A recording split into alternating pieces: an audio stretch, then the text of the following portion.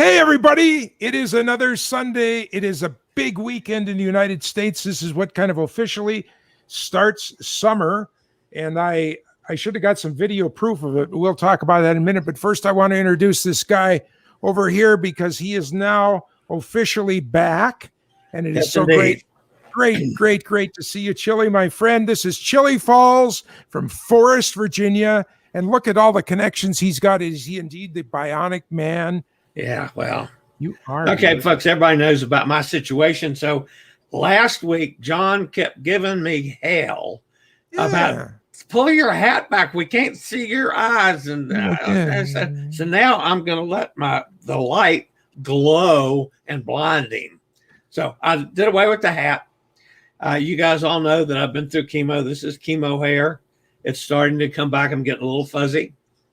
I've got, of course, I'm old and fat and bald-headed, so that's all part of the game. And of course, I'm in oxygen permanently, so I can't do anything about that, at least for now. So, and by the way, if you're wondering why I'm sitting here in a sweatshirt, it's cold in Virginia. The high today is like 50 something, and it's going down to 40 tonight. And for you guys that are on the wrong side of the pond, because we got some wrong side of the pond people coming here because I screwed up. It wasn't their fault. It was my fault. That's like 4 degrees. It's going to be that silly Celsius stuff that you guys do. That's what in the 40s it's going to be here tonight is 4 degrees. So it's going to be cold. Let's verify that. I got a magic machine here. Let's try this. Echo. What's the temperature in Forest, Virginia?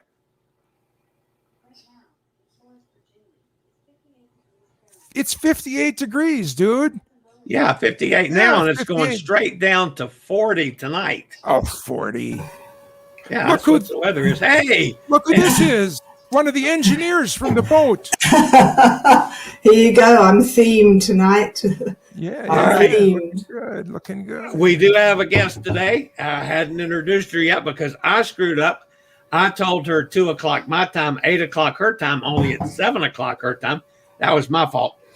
But anyway, we have a special guest today with John and I and Martin. If he ever gets here, we don't know where Martin is lost. Somewhere over there. He must be walking to Janine's house. Maybe that's what he's doing. Maybe it's the time difference as well. He should know. But anyway, our special guest today is one of our favorite travel writers in the whole wide world. She's known as the River Cruise Queen. And that, of course, is Jeanine Williamson. She's been on the Cruise Amigos several times before. And welcome back again, Jeanine. We're certainly glad you're here. Oh, thank you so much, Chillie. And it's great to see you back too. And obviously, I'm delighted to be back. And thank you for asking me. And great, we're here. As I say, when I thought, my goodness, the time difference. Yeah, well, I put my hard hat on in case I got any brickbats for turning up late. Yeah, but there's a reason for this, as will all become clear in a minute, as we know. Yes.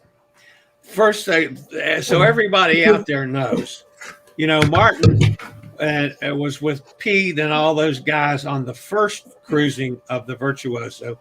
Jeanine was on the second cruising of the Virtuoso. So we've got some comparison here possibly to do. But the first thing I have to ask you, Jeanine, MSC had to get this right. They got it right in Italy back when they first started in Italy. The Virtuoso sailing out of Southampton. They had to get it right last week. It appears that they did. The second sailing, which is your sailing, did MSC get it right? Absolutely. Obviously, the question on everybody's lips before it started, they were putting their head above the parapet. They were going first.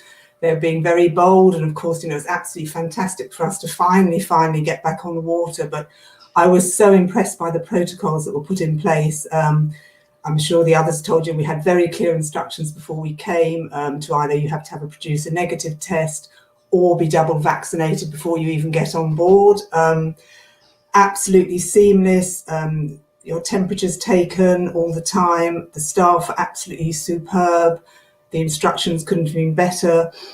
On the ship, yes, there was social distancing, obviously very few of us compared to normal, but I was really, really impressed. They've got it absolutely right. They're not taking any chances anywhere. Obviously, behind the scenes, lots of cleaning was going on that we didn't even see. But so many things were in place. I felt really, really secure. And talking to the other passengers, everybody else did as well. Wow, nice. Now, I know you ate at least one meal up in the ritzy places, up above anywhere that I'm allowed to go. The But yacht club. did you eat in the buffet? I did, yes. I had my breakfast in there every day and a couple of lunches because for me, MSC with its Italian heritage, they do the best pizzas at sea, in my view. So that's one of the things I always, I make a beeline for at lunchtime. So yes, of course, it's called the Marketplace Buffet, but it's completely changed now. It's not self-serve anymore. The food is behind perspex screens. The staff are behind the screens with gloves. You point to what you want, or obviously ask for what you want. It's then handed to you over the screen on a plate with a member of staff holding one side, you take the other. If it's something that's in a bowl, that is also put on a plate and it's handed to you. So you have many plates then? You're not giving them your plate to add to it? No. You're given, as you walk in, firstly, every day you have your temperature taken on at least one occasion when you go in there. Yeah. Mm-hmm. Non-invasive, very easy. And you also wash your hands, which was always in place on MSC anyway. As you walk up towards the buffet, you're handed a tray with a knife and fork and other utensils wrapped in a napkin, and then you start to make your way round. On a couple of occasions, for example, like at breakfast, when I had a banana, the lovely server went to put it on a plate. Well, bananas come in their own little coats anyway, so I said, please just hand it to me, and that's absolutely fine, and they will do that. Of course, our guest today is travel writer extraordinaire Jeanine Williamson. Are you allowed to say who you were writing for on this cruise? Yes, of course. Yeah. Okay, tell us who you were writing for on this cruise. Okay, so I'm working for a website in the UK called Silver Travel Advisor, which, as the name implies, is aimed at mature travellers. And then another website called Our Man on the Ground. We also have another side of it called Our Woman on the Ground, which is a lifestyle website and travel. Okay. And then possibly more if they come up along the way. Just out of saying greetings to everybody, Jack Wise is with us. Allison's with us over there in Scotland. Nikki's with us down in Jacksonville. So welcome to all of you guys. I see that much of you in chat so far. So glad to see all you guys. And we've got a new guest behind me, as you can probably see. Sorry, I've got an intruder on the desk behind. Got to see what that is. Oh, gosh, kitty cat. Yeah. Yes. Wanted to come get on the live stream. There you go, famous. Very nice. I'm surprised my cats haven't come in here. They've started coming back in my room since I'm broadcasting again. They like my lights. So, all right. Now, I would never, Jeanine, never would I do anything to embarrass a guest on the Cruise Amigos. I am entirely too straight to embarrass anybody. But a rumor has it. But I felt there was a but coming on here. On this cruise that you were on the MSC Virtuosa, you did some fooling around with a guy. Yes, I did. I had a little onboard romance. Sweet. Tell us about it. Well, you might have a picture of him somewhere. Okay, so his name is Rob, and he's the first robotic bartender at sea. And in fact, tonight, I've got my drink in a little commemorative cup that you get if you order a cocktail from him that you get to take home. Says the Starship Club on the front. So Rob presides over the Starship Club, which is an all-new feature on MSC Virtuosa. It's a fantastic venue. It's a very futuristic bar. And he is the first robotic barman at sea. Now, I know in the past we've had bionic bartenders. which are more in the shape of the arms that go out and get the drinks and pour the drinks for you. But Rob is actually a larger than full-sized robot. He presides behind the bar. He can mix up to 30 cocktails an hour. So I would say he's, he's the ideal man. He's a sort of, not quite the strong silent type, because he actually speaks 8 languages, which is extraordinary. And as you go up to the bar, he engages you, with some banter. So it's a guy that lives behind the bar and mixes 30 drinks an hour to keep you happy. He is, the ideal man, a man who lives behind the bar and makes drinks. I've actually got some stolen footage. Oh gosh, not of us together, dear, oh dear. Trying to put the moves on Jeanine. Go for it. You'd like to see it? Okay, now this is not anyone under 18. Please close your eyes.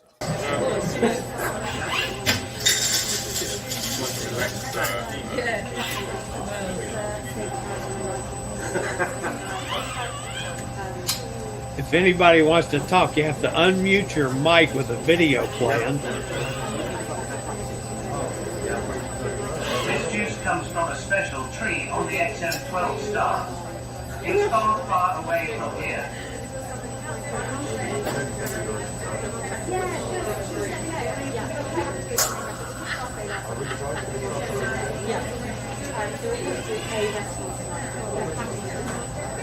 The art of cocktail preparation is not about magic tricks. It's about passion and quality ingredients.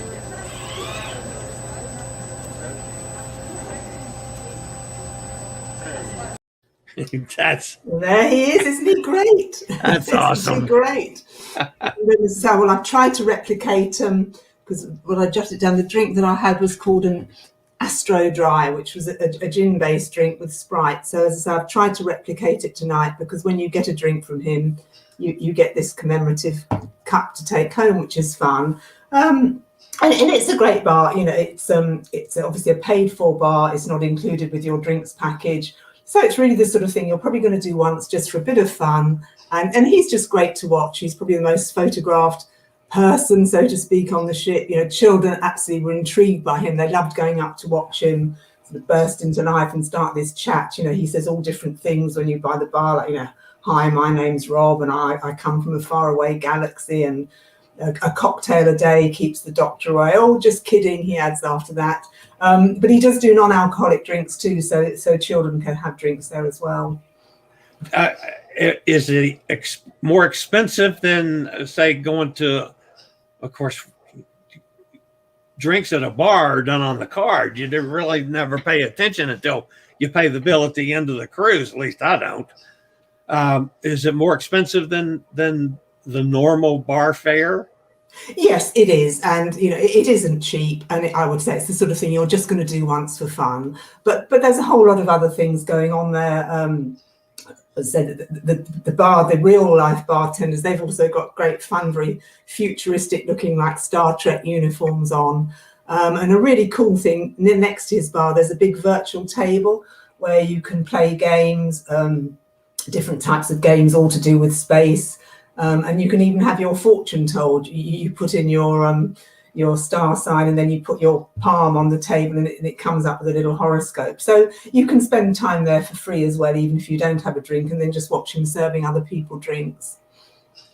Did you, when you guys were in port for your one day in port, did you get off the ship and go on the excursion, or did you stay on the ship just because you wanted to be back on a boat again? Some members of the group that I was with did go on the excursion. I have to admit I didn't, because it was the first time I was back on a ship since March last year. So I really wanted to spend every single minute I could on the ship. It was already pretty empty. We felt very privileged to be on there, just 1,000 people out of the normal 6,000 plus capacity if it was full. So when people got off, it was even more empty, and it was just lovely to walk around. There is so much to see. So I did spend my morning when the others were in Portland. Actually, I stayed on board. Well, I had a date with Rob, didn't I? But I'm not telling anybody that. Well, of course, now I've said it live on YouTube. Too late, I've been found out. I heard that one of his pickup lines was, I didn't plan it, but it's so good to see you here, baby. Oh, boy. I'm not sure about that. Maybe he said that in Chinese or one of the other languages he speaks, but I didn't hear that. Our friend Jack down in Texas wants to know if Rob shares his gratuities with the other bartenders.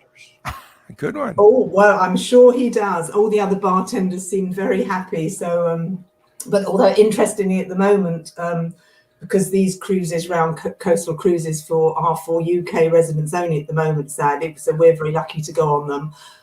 But the deal at the moment is that all the fares include a premium drinks package, sadly not Rob, but drinks, and they also include gratuities. So for us on the cruise, we weren't paying gratuities anyway. They're all included in the fare. Was this your first experience on an MSC ship? No, I've been lucky enough to be on several, sort of, hence I have the hard hat. And in fact, there's another one you can see on top of my bookshelf behind me. I've been to quite a few of their steel cutting ceremonies. And I've also been on board at the christenings for several of them, which are absolutely wonderful, glittering affairs where Sophia Loren comes along because she's the godmother to all their ships. So I have been on the line probably about 5 times now. Okay. I was going to go on MSC last summer. That was one of my cancellations. Oh, I had 6 total that I got canceled out of. I was planning on such a big year right up through this coming October when I was going to be in Europe and do a couple cruises over there with the European folks. And of course, with the health issues, which I've got some news about that I'll share toward the end of the program. But I went on and canceled out of Europe because I wasn't sure if with my oxygen level, I'd be allowed on a transatlantic airplane for that length of time. Sure. Where were you planning to go last year? On one of the European? Yeah, we were going to sail 1 week out of Rome, and the week before out of Venice. Okay. Yeah. So. Yeah, that's one of the nice things with MSC is they have different embarkation ports on their Mediterranean cruises. You don't always get on and off at the same port. Well, MSC, I was going to actually do out of Miami. That was going to be on the seaside before she came back on to your side of the pond. And my old friend Jason Garland just joined us. He's from Pittsburgh. Good to see you again, Jason.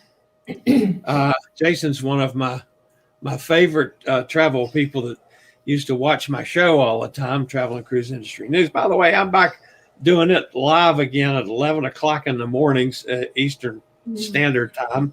I talk a little bit about whatever's the main news of the day in the cruise and travel space. So join me anytime you're around for that.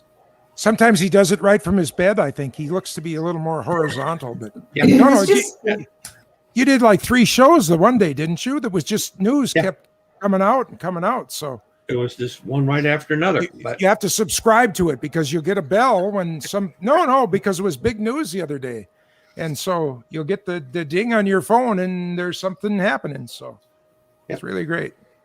Oh, well, hopefully Chillie will get to go back on MSC quite soon. Well, that's back on my bucket list. My first ride on MSC was so great because their big home port is not Kiel, Germany, which is right up in the north of Germany. So, and I was a little bit worried. At that time in my life, that was after my bug bite, and I had to get on and off with a wheelchair and stuff. We get to Kiel, Germany, and there was like 200 people getting on. It was like, because it was just it was one of their day stops for people. So it was like we just sailed on the boat. It was the nicest thing. So do that. Find an off stop, like you said, Jeanine. Find an off stop for them, and you can just literally walk on the boat. And when we got to the disembarkation, it was the same thing. There was like the same 200 people that were getting off a week later because it wasn't the big drop. And Chillie, have you been on an MSC ship yet, Chillie, or you're still waiting to go on that? This was going to be my first. The seaside was going to be my first. And quite frankly, our friend Emma, talking about the Meraviglia, is the one Oh, it was a that's cat. That's a Well, cat. it's actually Awesome. Chillie. It's actually, I'll put him outside the room. no. Don't. Okay, all right. We're cat lovers. You can tell this is live. You see, it's all happening. It's all happening. John's cat visits him quite often. well, he's outside. My cats I both didn't visit dare. me. I didn't dare. And I used to have a Siamese that sounded just like Oh, that. so you know how vocal they are because he's Oh, yeah. hearing me talking. He thinks I'm going to join in. So, And then Brat the cat that's back here behind me, Brat I lost last year. Brat was the mouthiest of all of my cats. He was even mouthier than the Siamese. So. Oh, there we go. It's all live. You see, we can. It's Absolutely. live and unrehearsed. So, I mean, John, did you enjoy? Because of course the MSC ships are pretty different from a lot of the others with all the very flamboyant decor and virtuoso. Yeah, it felt like a Vegas. It felt like a Vegas showroom that never ended. I mean, you went from living in the showroom to walking the halls of the showroom. But I enjoyed. They had an opera singer on there, a lady that was an opera singer, and I just thought she was spectacular. We went to all the different shows. I don't mind European portions. You know, they had many courses of smaller portions, and I like. Yes, of course, yeah. And I like that, and I speak enough German that because they did German before they did English, so I would get the joke twice. So I mean, I thought it was just a fun variation, but I can see where some American tourists would find it. They would bitch about it after some point, because you know of the multicultural way that they presented at least 5 years ago. Now it may be different now as they're more approaching the American market, but back then I just really liked it. I mean, we had a heck of a good time, and one of the best runs that we did was we went into Stockholm, and I never realized that Stockholm was a 4-hour run from the big water. And so we went in at night, but then coming out, you know, we wrote, one of our guys had an aft cabin, and we went to the buffet and we got all sorts of petit fours, and we landed a bottle of wine somewhere, and we just sat on the aft cabin, and they wander through all these little tiny islands and things. And I mean, you're literally looking down at people in their cabins waving up to you. And then, I mean, it was 4 hours. So for the guy, the pilot that was on the boat to do that, that was his whole day. He rowed us out 4 hours, and then he jumped off the ship, and that was his whole day to pilot one ship out. Sure. And it's an experience. If you haven't done it, I don't know how I can recommend to people that, man, that was an exciting and fun cruise. Make sure you get on a cruise that wanders into Stockholm. It is spectacular, but I mean, that's interesting you said that, John, because if you went back on board now, in 5 years, you would see a lot of differences. Yeah, I'm sure. They've really, the food now is fantastic. They've really upped the sort of food offering, and the language, you know, it's very cosmopolitan. And when I say Rob, going back to Rob, you see, I can't forget him. He's probably forgotten me already, but hey ho. You know, he speaks 8 languages. You're Rob, the slut bartender. all the crew are multilingual. I mean, but it's been quite interesting last week because with these coastal British cruises, they've been tweaked for the British market, which is quite fun. So there's kettles in all the cabins, so we can make our beloved cuppers whenever we want. Yeah. And there's some really fun foods. I mean, you know, so we've got, you know, roast dinners. There's things like bread and butter pudding, and all manner of things, you know, different types of cakes and biscuits that we like. And yeah, it's fun that they've done different things like that. I probably will give you a heart attack, but my son is coming to visit next week. It'll be the first time I've seen my son and my grandkids since January a year ago. Oh. So they're coming over to visit the old fat guy, and Jason and the grandkids drink tea in the morning. And I said, "What kind of tea do you want me to get for you?" I'm figuring I have to brew a pot of tea or whatever. He says, "Well, you have a Keurig, don't you?" And I said, "A what?" He said, "A Keurig." I said, what the hell is that? He said, what do you make your coffee in? I said, a 30-year-old Mr. Coffee Pot that I've used for 30 years. And he said, oh, good God. He says, buy a Keurig. I'll bring my tea in pods. I said, huh? He said, get online and buy a damn Keurig. I said, okay. So I bought a Keurig coffee pot and got some sample coffees and stuff, which I love it. I don't waste coffee now. You know, I do it a cup at a time. But he does his tea the same way. He gets, I don't know if it's sweetened or not, but anyway, he puts a pod in the Keurig and oh my goodness, pushes the thing, and in a minute he's got a cup of tea. Oh, well, we're sort of still, loose leaf tea or tea bags tends to be the way that we go. But, it's great to see it, and that's another nice touch. And yeah. So what other things did MSC do to Britishize? Is that a word? British. It is now. I wrote it down. Okay, to make the ship more Britishable. Britishable. Well, one of the lovely things about because all the newer MSC ships now have got this fantastic. The main promenade is called the Galleria, and it's got this amazing LED dome ceiling. And in Virtuosa has now got the biggest one in the whole fleet. It's just a tad over 300 feet long, and that's extraordinary. So you have images screened on that all day long, and then several times a day they have shows where the whole thing comes to life. But it was lovely when we got on because they had the Union flag on it. So all the red, white and blue was showing on that. So that was there when we got on, which was really nice. All the newer ships, including this one, they've got a sort of like a British pub. And outside they've got a sign of the underground stations in London. So things like that, that's on the ship anyway. And then, it's got all the sort of beers that Brits would recognise. And then they've changed the entertainment offering quite a lot, because before, entertainment had to appeal, or does appeal on the international ships. It has to appeal to, as I say, all different nationalities. So the shows tend to be, they're very visual. They are song and dance. But for example, before you would never get a comedian on an MSC ship because comedy is such a personal thing, and what's going to appeal to certain people won't appeal to others. So for the first time for these British cruises, they've got comedy on board. They had a trio of fantastic soul singers. They were really good who came on.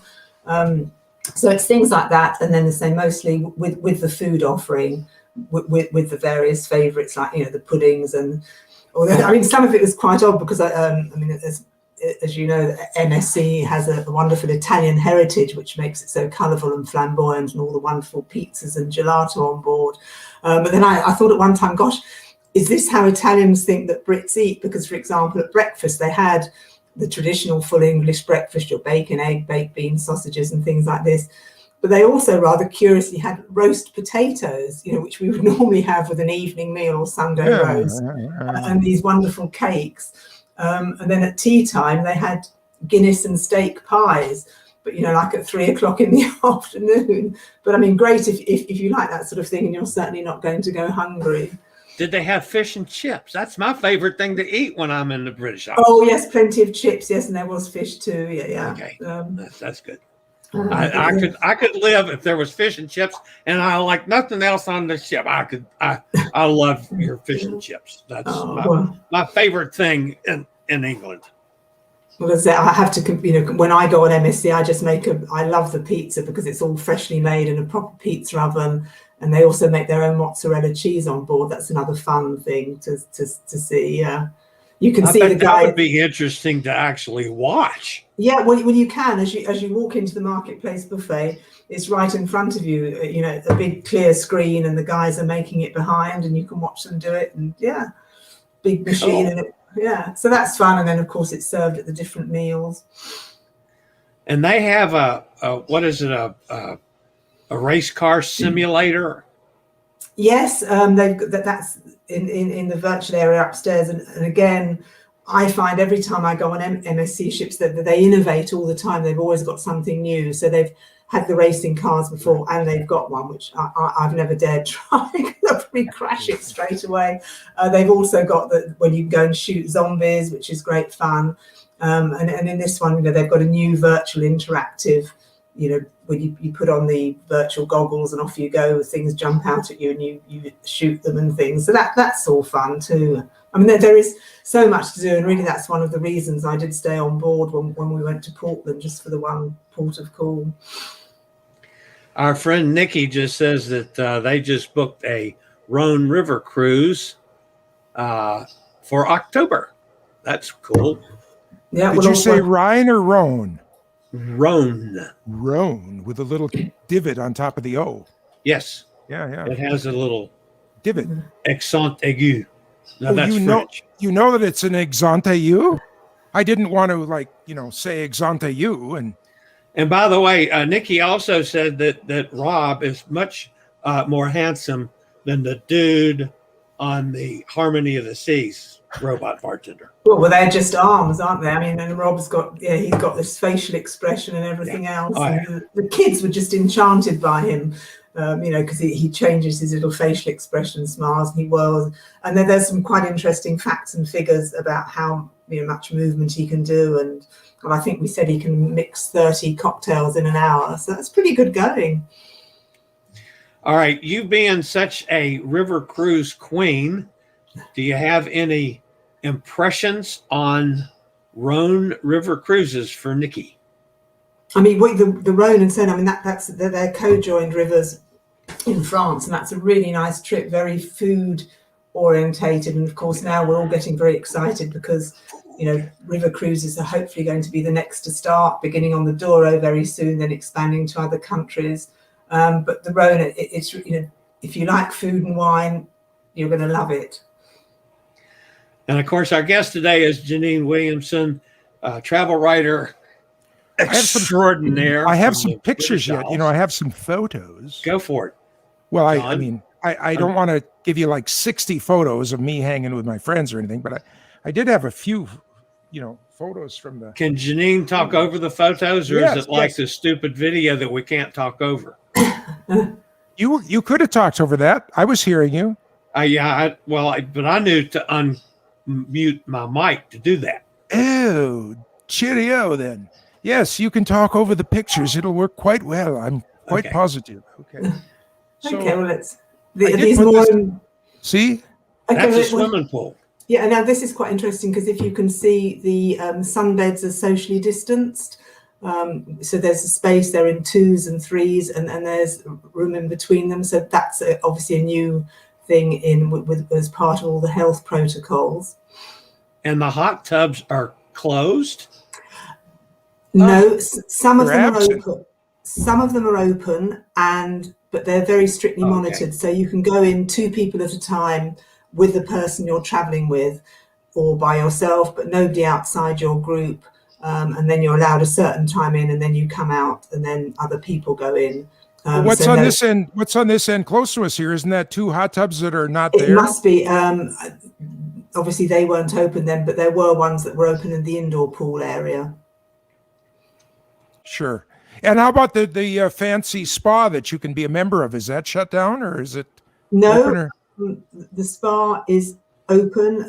Some of it is closed. For example, there's a small indoor pool, a thermal pool there, which is shut. But all the treatments are absolutely fine. I had a wonderful massage. You have to wear a mask, and the therapist wears a mask. But I feel now that we're all so used to wearing masks, it wasn't really an issue. You have to wear a mask all the time you're walking around the ship. Like for massages, that may become a thing all the time anyway, just because, there's other colds and viruses that are going to be with us. As I say, I didn't find it intrusive. Walking around the ship, you always had to wear a mask. So we're used to that anyway now. Probably like you guys, when we go out here in shops on dry land, we're all wearing masks. Yeah. Okay, so yours really my feet. So, well, for those of you that have been on MSC, one of their standout features is their amazing staircases in the main atrium and in the yacht club area. with all the treads, each individual stair is encased or embedded with Swarovski crystals. And I was told there are apparently around 80,000 over the entire ship. So I put on some shoes to try and rival them a bit, but didn't get too far, as you can see. But it's a fun feature and a fabulous place to take photos. This is the Indochina. This is one of another new feature on Virtuosa, which isn't on the other ships. This is a wonderful Asian restaurant. It's one of the specialty restaurants. So you pay a supplement to go there, or you can get it as part of a dining package. And that was one of my favorite restaurants on board. Really beautiful meal, very flavoursome, all sorts of different flavors and different dishes. And yeah, so that's new and that's really, really good. I definitely recommend it for anybody who's going on. I'm sorry Martin didn't join us today because I had a question from him. I was looking through his photos from his cruise, and they had a lovely plate of sushi. Did they get that at this Asian restaurant, or was there someplace else on the ship that might have had was wonderful looking sushi? Yeah, the sushi would be from a separate restaurant and sushi bar, which is actually just a little very close to the Indochine restaurant, but that is another speciality restaurant. Okay. So that's different. I didn't try it this time. I've tried it before. I was trying to go to as many of the new places as I could, but I mean, again, that looked fantastic too. By the way, if they would have restaurant, if they would have hired Reitmeyer Design Services to go through the ship for the final touches, they would have never used those chairs. Chillie, do you see what's wrong with those chairs? Yep. And I bet you Jeanine won't figure it out because she does not share the same problem that Chillie and I have with those kind of chairs. Oh, okay. Well, yeah, put me out of my misery and tell me. Yeah. No, I don't. I mean, there's some bench seating too that you can I get that, but so often, you know, we get escorted into a room like this and they take us to a table for 4, and then you either have to be uncomfortable the whole dinner or you have to make a little bit of a scene, and they look at you with like disdain. But the chairs demand that you sit with your legs parallel and straight forward. And without trying to brag or anything, that's uncomfortable for me. Oh God, you guys, you missed the joke. You completely missed the joke. But anyway, and it's just this is made for more petite people. And it's like, why would you design a chair like that, knowing that, 30% of America really doesn't like this chair? And I'm sorry, that's my rant for today. But why do they do that? Why do they do that? Well, that's not for Americans. They're for Italians. They're smaller people. I guess so. Well, you could go and sit, and in fact, because at the back you could see those orange seats, and in fact that is where I sat in the restaurant. That's a bench type seating where you can spread out. So I think you'd be okay there. But that's an interesting point to make, and it's always interesting to hear people's perspectives on the design. But as luck would have it, the luck of the draw, it never happens to me. They always bring me to the worst chair in the place, and then you have to decide. Well, do I make a little thing here, or do I just tough it out? And so anyway. So what do you tend to do? Do you ask to be moved, or? Well, it depends on who I'm with and what's the importance of the evening. If I'm with a client or somebody that I don't want to be looking like I'm an entitled little brat, then I stick it out. If it's on my terms, then I will just quietly say, could I get a different chair or something? But it always makes, like in ships especially, for as good as the staff always is, finding another chair is a pain. I had to do it in my rooms. Often in a room, they'll give you a chair like that, and I work on the computer 20 hours a day. I got to have a good chair. And that has been usually often the third day they'll finally find me the right chair. I have gone to a banquet room and just taken a chair. I just go and do it. So I know it's weird, but this is a thing for overweight people that they don't catch on to. Yeah, ship designers take note. There you go. They want feedback, so... Yeah. Because anyway, yeah. So here we are. Well, this is the main galleria that I was talking about with the amazing LED dome ceiling, which, as I say, springs into life about 4 times a day, where they have these music shows and everything starts to move. And that's fantastic to take videos and go and watch. And that's a real trademark on these MSC ships. And apparently this, the shopping arcade on Virtuosa now is apparently the largest at sea as well. So if you like shopping, you can max your credit card out. Not mine, but nice. Oh, and this is just, well, I'm a journalist and I love books and reading. So again, around the ship, they just have some really quirky, fun little design details. So these guys are quite near the robot bar. They've got another one, 2 little, I guess, spacemen. I'm not quite sure what they're reading, and I'm not even actually sure if you're meant to go out and stand next to them, but I'm sure a lot of people do, so I couldn't resist it. That's Rob Jr. He's going to grow up to be the next bartender on the next MSC ship that gets crits. Well, there you go. He's studying a cocktail book on how to make the best cocktails at sea, I guess. There it is. Is that the same ceiling?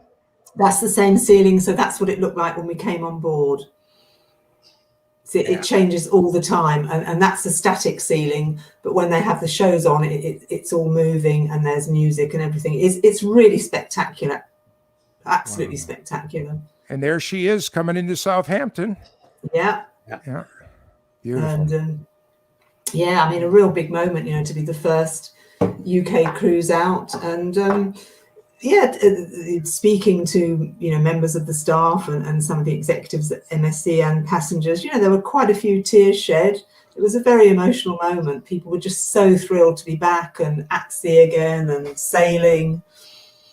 So an emotional time.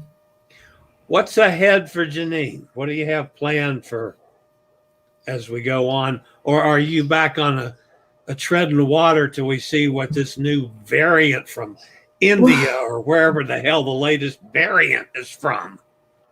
I mean, of course, that's an issue for us, and possibly like you, it's changing all the time. You know, last week we didn't have great news from France and Germany that are either not letting us in, or we have to quarantine both on arrival and on return, which makes it unfeasible to travel, and also it's got to be for a very specific purpose, which isn't tourism.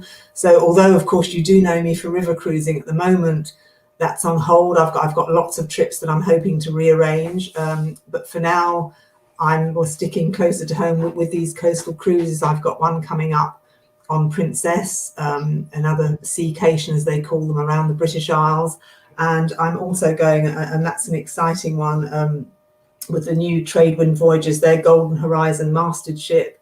I'm scheduled to be on the inaugural voyage on that one too. So I have got some things in the diary, so it's at least things to look forward to, which is great. How are folks in the British Isles generally accepting vaccinations? We have a problem in this country where a major segment of our population is saying that proving that you've been vaccinated is somehow a violation of your privacy. So the state of Florida has a law in place that says the cruise lines cannot require somebody to be vaccinated, which I think is ridiculous. First thing I did was put it on my phone, so if anybody wants to see, here's my proof of vaccination right on my phone. I don't find it an invasion of privacy. Do you have problems like that over in the UK?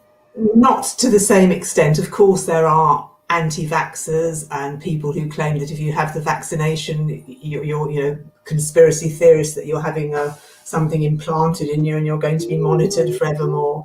But no, I mean, I would say generally people here have really embraced the vaccine. They can't wait to have it. I've been fortunate enough, I've had both my jabs now. And as you say, most of the cruise lines doing the coastal cruises, you have to be double vaccinated to go. Which I would feel much more comfortable if I knew everybody on the ship was vaccinated than I would be not knowing. So most of them are, but of course that precludes children. So that's in a way where MSC breaks the mold, because they are accepting both vaccinated and non-vaccinated passengers. However, there are very strict protocols. If you haven't had both vaccinations, you've got to show proof of a negative test that's been carried out within 72 hours before you get on board. We all then had to undergo, even if we had been vaccinated, another test, a rapid flow test before we got on the ship. You had to wait for the result 15 minutes or so, then you got on.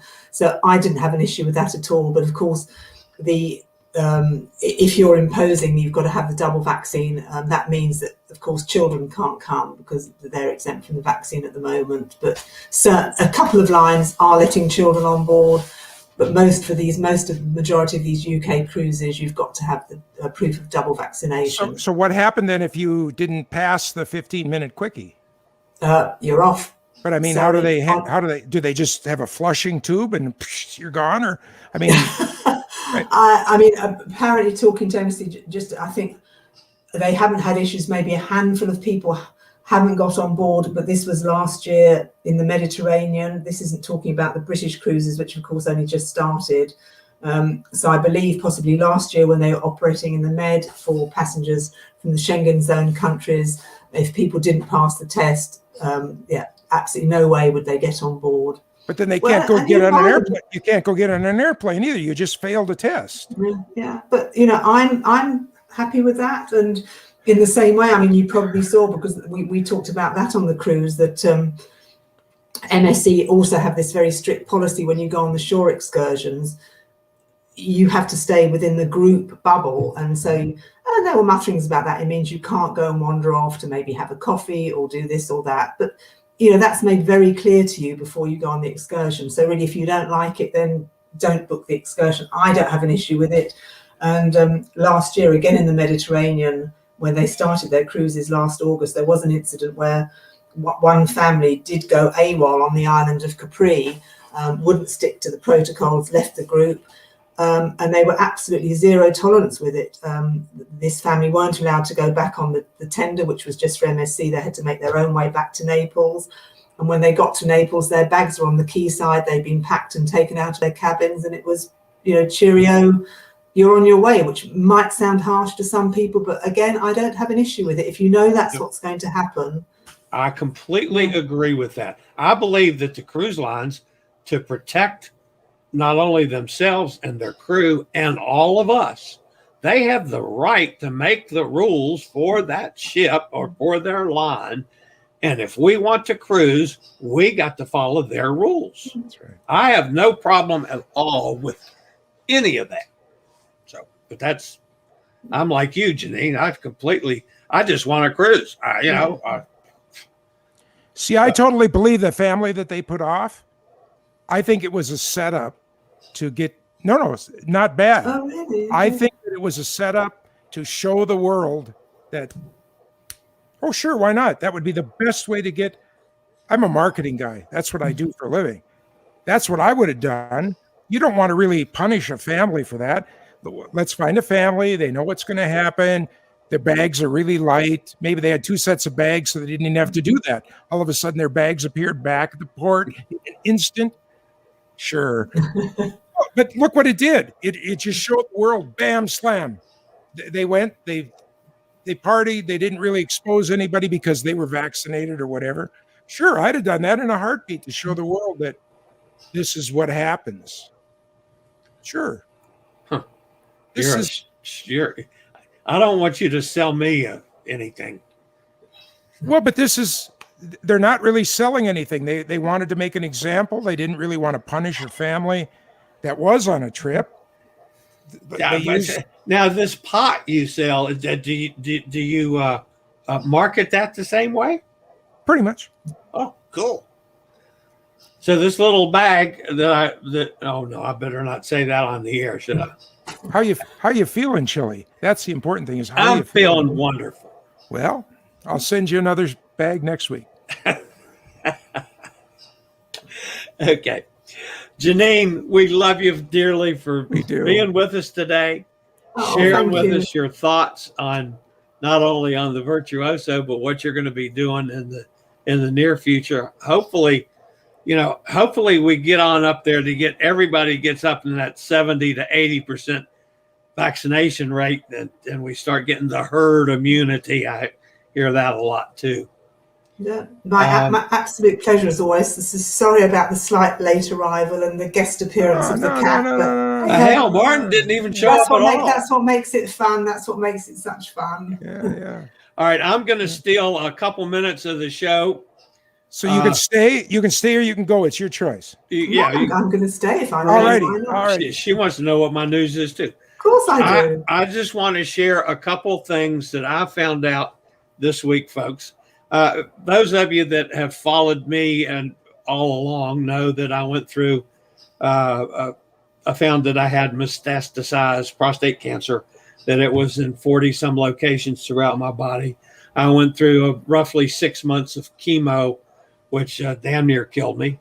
I've been out of chemo now for 7 weeks, I think, getting close to 2 months that I'm past the chemo now. I've been back to my oncologist, and my PSA was down to 1. When they discovered this, my PSA was 484. So virtually it's gone. Now, I will never be cancer free. We knew that going in because I've got one spot in my lung that is apparently prostate cancer in my lung that causes the COPD issue, which is why I'm on the oxygen. So this week I went to my other 2 doctors, my urologist, and I was first told that I would not be allowed to get in my swimming pool, which really had me aggravated to hell. And I went to the urologist and I said, look, folks, I have a swimming pool in my backyard. It's a saltwater pool. Nobody gets in it but me. I said, my sister maybe will get in it once in the whole summer. My brother-in-law might get in it 2 or 3 times in the summer. My niece maybe will get in it once a week. The rest of the time it's just me. And if we occasionally have a friend come over to use it, but it's not a public pool at all. Why can't I get in the and they said, oh, go for it. You need to get out there and get some exercise. Go for it. We'll approve you getting in the pool. So that was the first good thing this week. I can use my swimming pool. Then I went to the pulmonologist the next day. And I said, we're talking about, will I ever get off of this oxygen? Is it possible to improve? And they said, certainly. You keep exercising, you keep using your oxygen, and it's very possibly that you can reverse things and your breathing gets better and you don't have the requirement for the oxygen. I said, well, so until that happens, though, I'm pretty much out of traveling. I said, because I can't get on an airplane carrying this heavy tube of oxygen. They don't allow that. Same thing with cruise ships. Because of the level of oxygen I'm on, I was told that cruise ships would not allow that. He says, the doctor said, oh, no. Don't worry about it. What you do is call your oxygen supplier. That's here in my area is Lincare. They're the ones that supply the oxygen. They will make arrangements with the airline, with your ground transportation from the airline to the ship, with the cruise line on the ship, and you will have an oxygen concentrator in your room, just like you have it at home, so that when you're in your cabin, you can have your permanent oxygen, and they will have a small portable unit that you can use around the ship. Mm-hmm. So you can go on a cruise as soon as you get strong enough to go on a cruise. So that's terrific news for me. I've never felt happier and better that I know somewhere in the very near future, I'll be getting on a boat again and going on a cruise from somewhere. Oh, that's my news, guys. That's fantastic. I'm so thrilled to hear that, Chillie. That's absolutely great. And I mean, you're looking so well now as well. Well, except for I've lost my forehead grew. Yeah. My forehead used to end about right here, and it's just it's a huge forehead now. Oh well. But you're looking good. You're looking good, and that's really positive news. So absolutely great way to end the show. Yeah. All right, John. All righty. Jeanine, again, thank you so much. You know, if you find out anything about any kind of river cruises or your specialty stuff, just let us know. If you want to drop in for a few minutes even and just tell the world we just love having you on, and bring the cats along. So it's just thank you very much. Always a wonderful thing. We got to try and find out what happened to Martin. Maybe he's videoed out for all the videos he did last week, and we'll find Cruise Amigo Martin somewhere. I'm thinking he's found some new kind of not margarita, but a martini. That's his specialty, is gin martinis. And we'll figure that out. And so again, Jeanine, thank you so much for being with us.